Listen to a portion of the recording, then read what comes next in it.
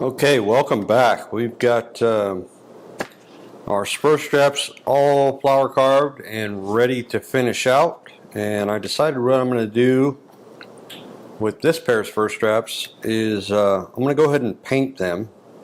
I'll show you guys what my process is on painting them. The first thing I'm going to do is dye the background, and this is where the bar grounding on the spur straps really shines and makes a difference. Also your beveling. If you got good deep bevels, all your beveling is consistent and clean throughout. It's really going to help with the background dyeing process. So this is how I do it. I'm sure there's several different ways to do it. We're going to go ahead and get started. I'm going to show you how I dye the background here, and then we'll move on to the painting process. Okay, I've got several brushes here. I'm not the best at keeping my brushes clean or taking care of them, but these will work. And this is the dye we're going to use today. It's 5-inch Pro dye, and this is a dark brown. And what I've got here is just a part of a cardboard box, priority mail box, just in case I spill. Hopefully it'll catch any of the spill. If I do spill, I have an accident here. And what I do is I just take the cap off. That's why this thing's so messy. I take the cap off and I just pour a little bit in the cap. It doesn't take too much of this Pro dye. Matter of fact, that might be too much. And then we'll take the bottle that doesn't have a cap on it now and move it completely out of the way, so hopefully I don't spill it. Got our spur straps. We're going to just do one at a time. I'm going to come in here and really all we need to do is dip it in our dye here, and you're going to see I'm just going to dab it in this background area, and you'll see it just runs and fills in this background area. Like I said earlier, this is where getting your bar grounding done. You're doing a good job at that.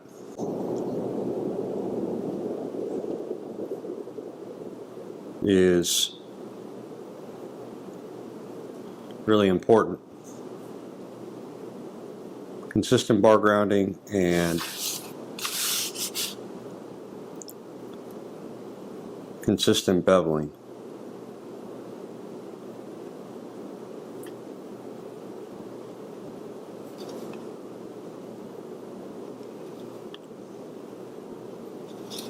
Just make sure you try to have as steady a hand as possible, and you don't want this background anywhere, or this dye anywhere but the background areas. And I'm not really painting it on. What I'm doing is just kind of dabbing it, and when I touch the leather with the wet brush, it just runs and spreads out on its own. It's pretty cool. Nope, messed up there and looked at the camera and I got a little bit run off the side.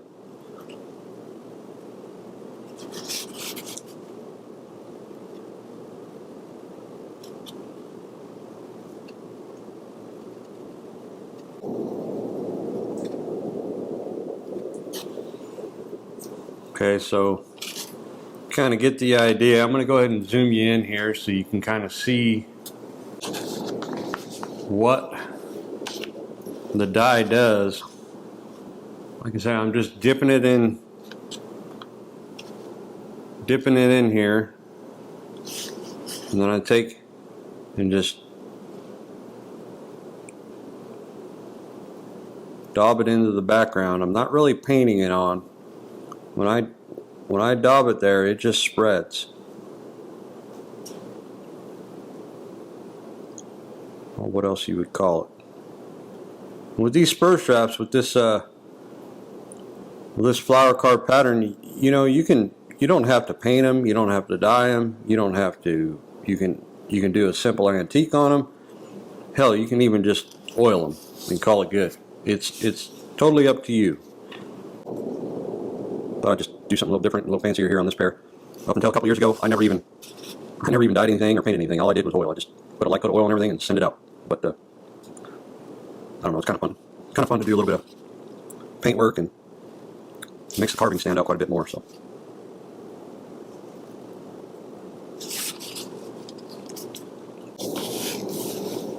In this smaller area here, I'm going to, I'll get a smaller brush and use that in this smaller, narrower area so I can be just a little bit more accurate. What I do to try to be as accurate as possible is I just hold my hand steady. I kind of prop my hand up off the surface with my pinky finger here, and then I can just be a little bit more accurate and hopefully not shake as bad. I don't really shake very much, but those of you that kind of do, that might be helpful. Paint kind of ran up over the sticker there, ran up over the edge. That's okay. After we go and antique it, you're never going to know the difference. So.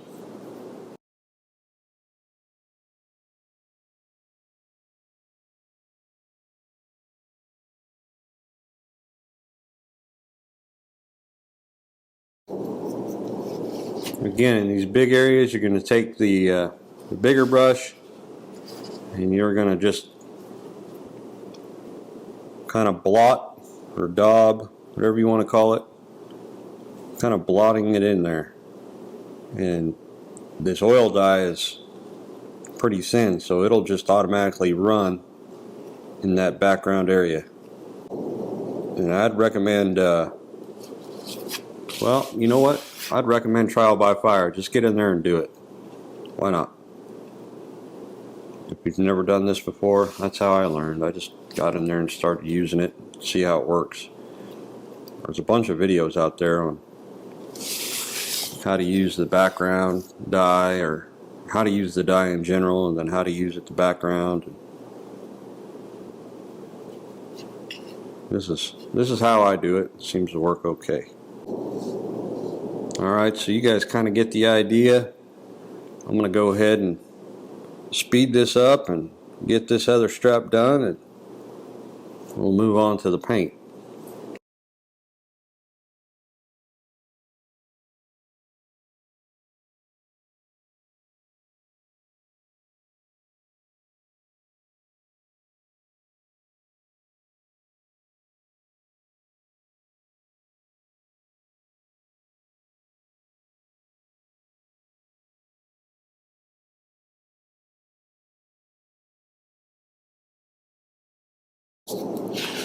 Okay, there we go.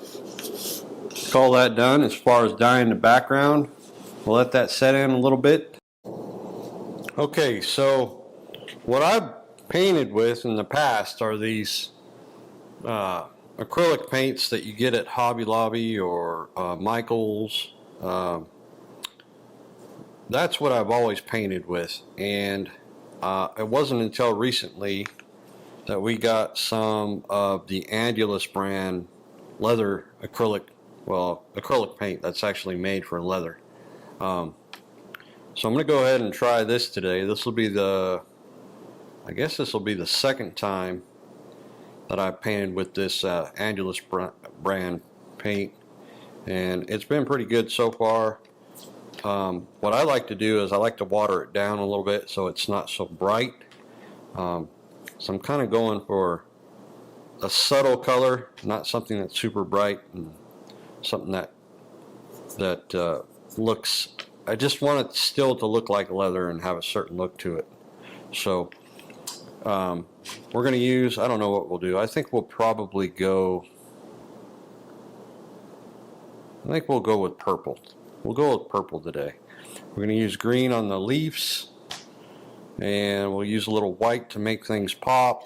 And I don't know about pink. Don't really need the pink, so that's out.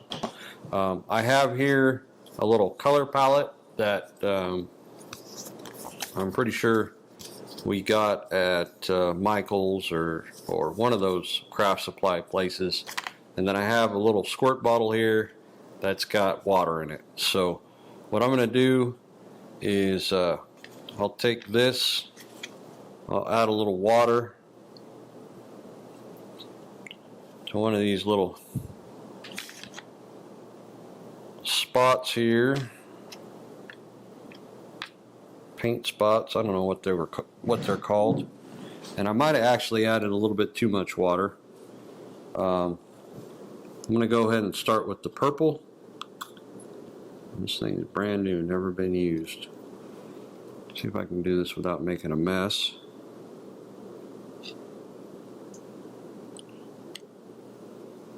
Yeah, of course, make a mess.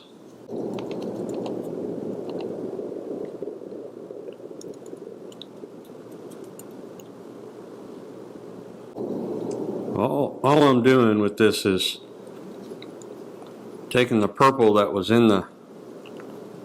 on the little brush that's included in the cap on the bottle and just dipping it in the water. Mix that up pretty good. And it's got the same consistency as water yet. It's pretty watery. We're going to see what it does here. We might have to add some more to it.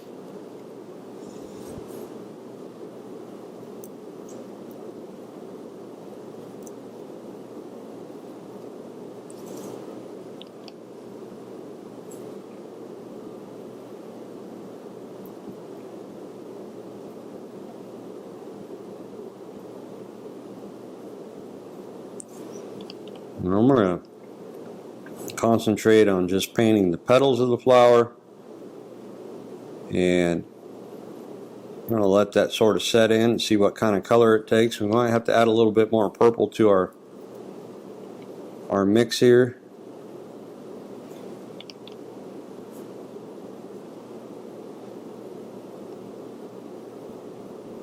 And it's so watery that it does run, so I'm going to try to keep it from running into the areas I don't want it, just by sort of putting it on there sparingly.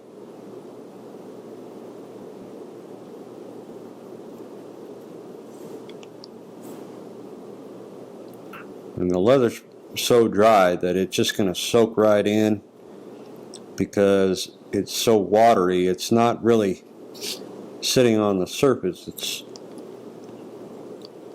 It's sort of acting as a dye, and it's not really covering the surface like a full powered acrylic paint would. We've got the water, or the watery paint is settling in the low spots here where we did our shading on the flowers, and I'm just going to kind of pull it into the center a little bit with my brush.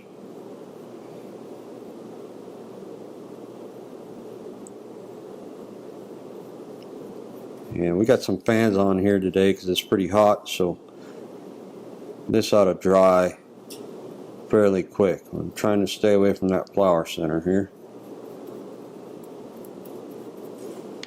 A little more color over here. There we go. So that's a little purple pop on that first flower. We'll get some purple color on this other flower here.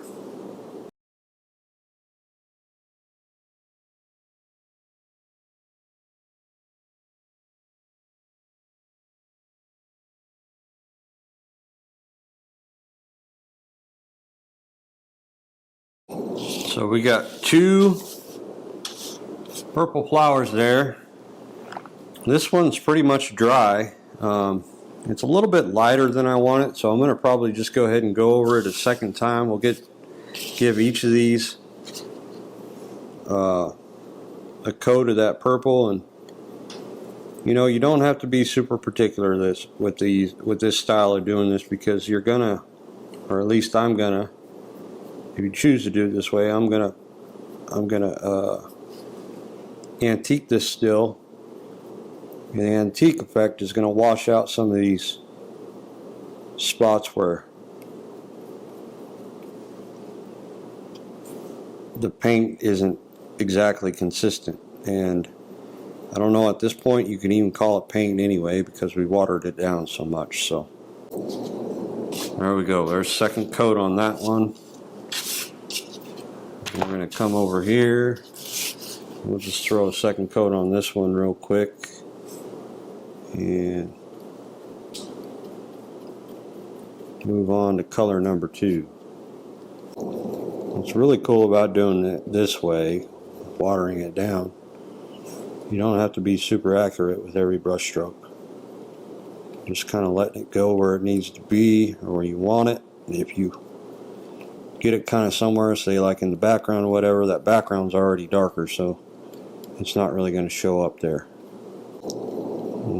And wants to settle in these low spots in the petals where we shaded it, so we're just kind of pulling it back toward the center and spreading it out again as it kind of dries. This one here has got a little bit in that center area.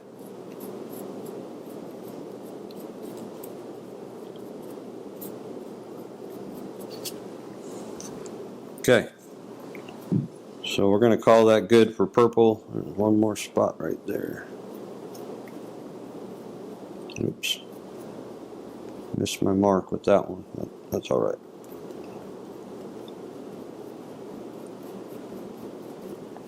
You can get in this situation and fret over it and mess around, and it really isn't necessary. So in the end, it's going to be pretty cool.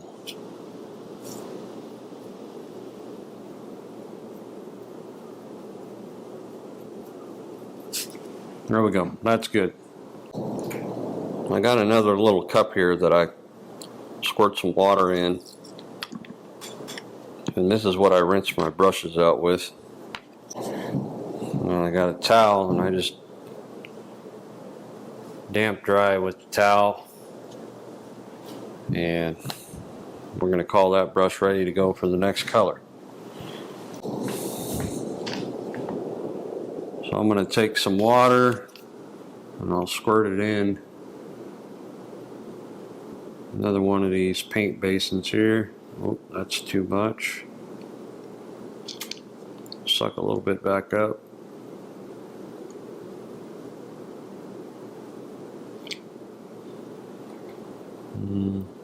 That's probably good.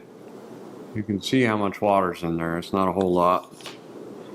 We're going to take the green and we're going to see if we can't make another big mess. Oh, that's tight. Okay.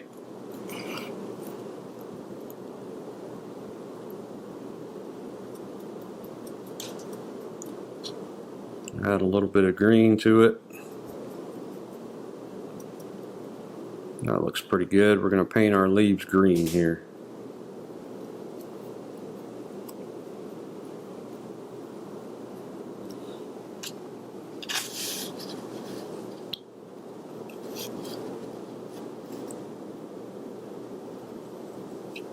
Mix that up a little bit. Come in here and do these green leaves, and I'm just gonna do the leaf itself. I'm not gonna do the vine in the center of the leaf.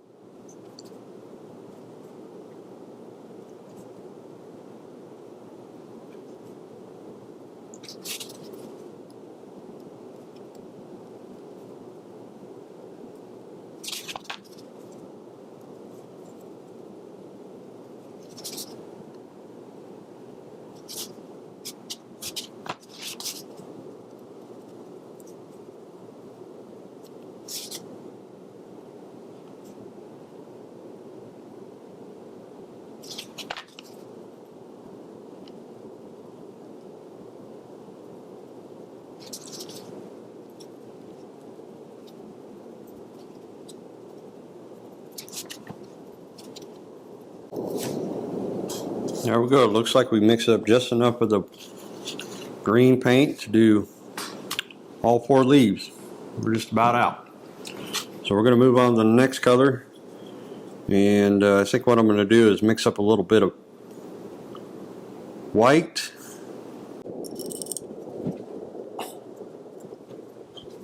I'm just going to start out here. Getting too much white or too much water. Doesn't take a lot of water.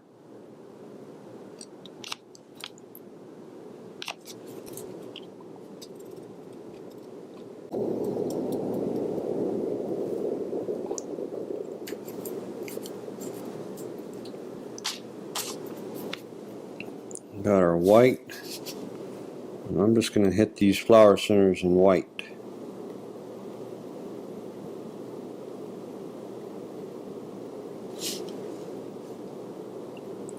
And you might be like, why would you put white in the flower center? Well, you'll see. There we go. We'll just let that dry. Take a little bit of this white, move it over to this next little spot on the palette. I'm going to get some of this lilac out.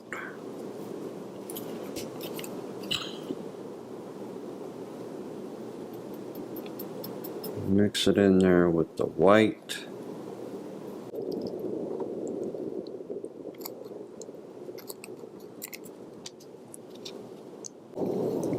Good. What I'm going to do is just take and I want a whole bunch of it on my brush, but I'm just going to take and pull it out from the center. Oh, that was a little too much. Like that, that.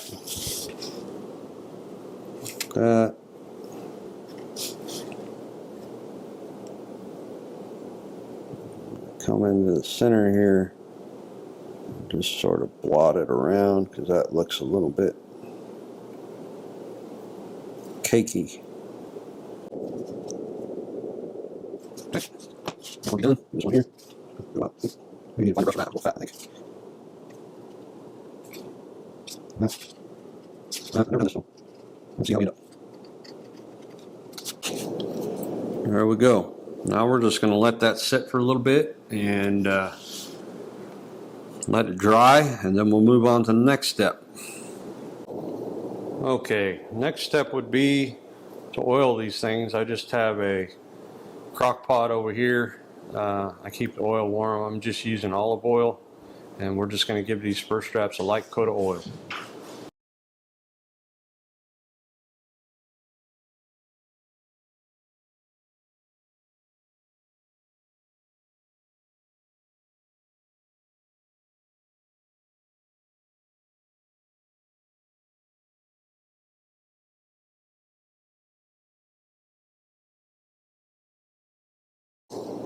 Okay, so that's all you need is just a light coat of oil. And we'll go ahead and let that set up for a little bit, and we'll move on to the next step.